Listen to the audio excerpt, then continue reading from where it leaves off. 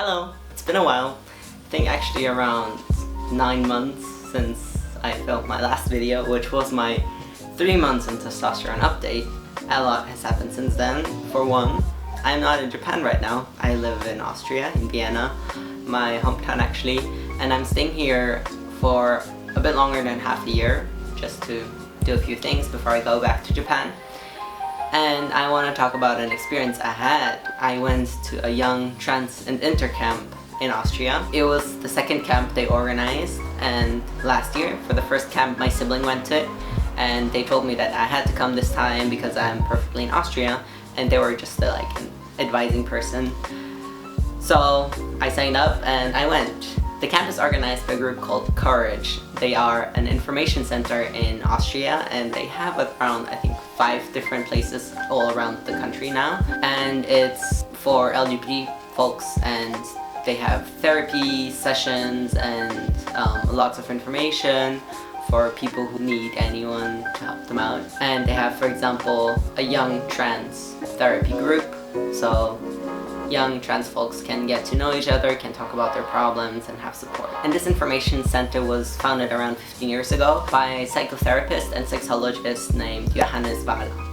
So the camp was 5 days long. It was in Burgenland, which is a part of Austria, and it was like at a small youth hostel with a lot of nature. There was a swimming pool where we could go anytime when we wanted. They had bicycles, there was goats and other animals, and yeah, it was just a very nice place. For the participants, this time it was 29 individuals who were either trans, non-binary, or questioning, and it's called Trans and Intercamp, but there weren't any inter people there this time. From these 29 individuals, the youngest were 11 and the oldest was 24, so it's a very wide range of age. And most of them were around 15, 16, I would say. It was very young.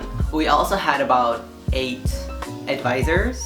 There was psychotherapists, there was art therapists. My sibling is a physiotherapist, but they did a gender expression workshop. And there was also one advisor who is a trans guy himself.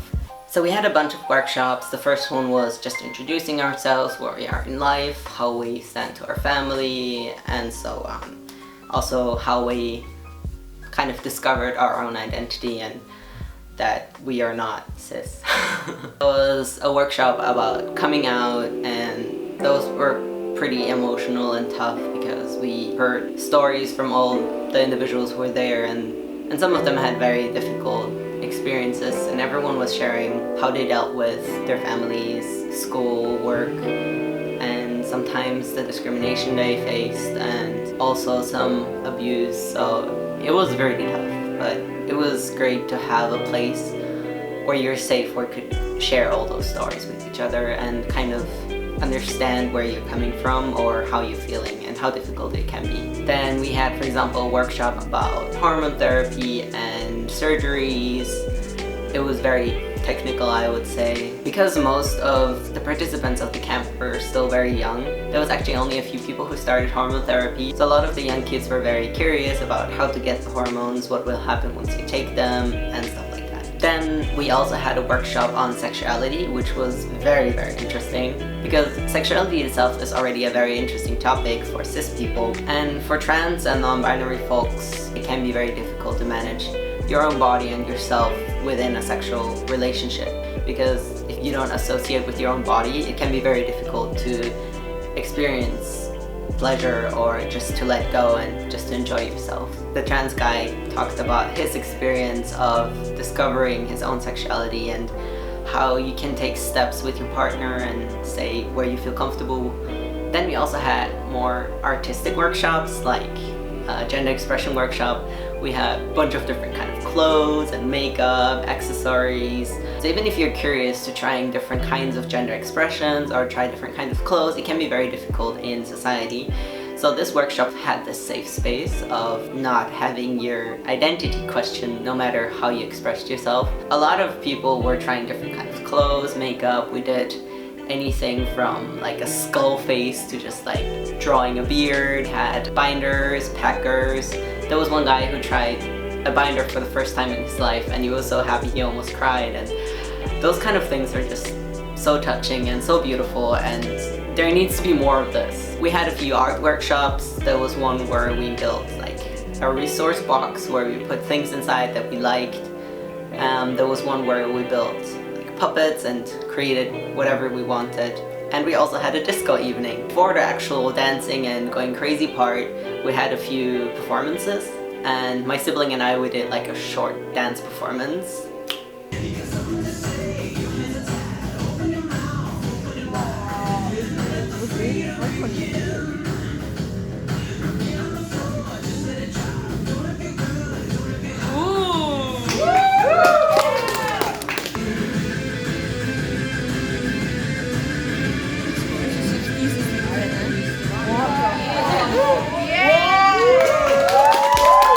Because we love Adam Lambert and we used to do that in school back in the days, so we thought it would be a good opportunity to go back into performing as siblings. And we recently went to a voguing workshop, so we kind of tried to use the things we learned there. Even though in the beginning it was only a few people who wanted to perform, later on during the performances, more and more people decided that they want to sing a song for everyone as well, to just kind of thank them for the time together. And even a person who a year before that had social anxiety was like singing in front of the whole crowd. In the beginning, when we arrived at the camp, we made ourselves like small badges with our name and our pronouns, and that was amazing because no one got the names wrong. If someone accidentally misgendered you, they just corrected themselves, so it was never like a big deal, and it was very, very relaxed with that. We also had a day where we went to like a climbing park, and that was really fun. It was also a very good bonding experience. On the last day, we went into groups and prepared small presentations for the parents who came to pick the kids up. We prepared what we wanted to tell the parents and siblings, the families. A lot of it was just like things that we asked from the parents, like using the right pronouns, the names, correcting other people if they used them wrong, etc. And some of it was just thanking the families for the support they were getting. So the camp ended about a week ago, but we all are in like a WhatsApp group and still writing a bunch of things, sending memes. That was a great experience. And I wish there would be camps like this around the world, and every queer person who ever questioned their own identity or is struggling to find themselves and trying to figure out who they actually are had the opportunity to go to one of those camps where they're with like-minded people and they feel safe, they feel supported. So yeah, that was all that I wanted to tell about the awesome camp, and I will be back with a 1 year on testosterone update video very soon. See you!